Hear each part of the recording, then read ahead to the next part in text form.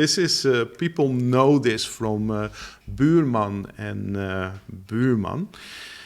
And buurman literally means a neighbor man. And what many people don't realize is that with Dutch you can be very flexible and even creative. So een buur in Dutch means a person that lives next to you.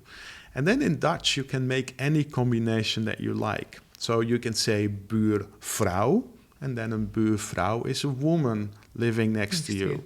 If you like, you can say buurkat, and een buurkat is the cat of the neighbors. And then in Dutch you can also say bovenbuurman, if a person, lives one floor higher than you. And you also have onderbuurman.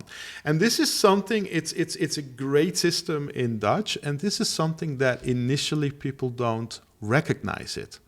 Yeah, what I see happening here, Albert, is actually that, because language is, of course, their words, right? Yes. But now I guess I get a visual component to actually help me with the words. Like yes. it's like somehow in my mind, I see this puppeteer. I see this puppeteer lying down, and there's something going on. Then, so I have like a reference. Yes. I have like a reference yes. point.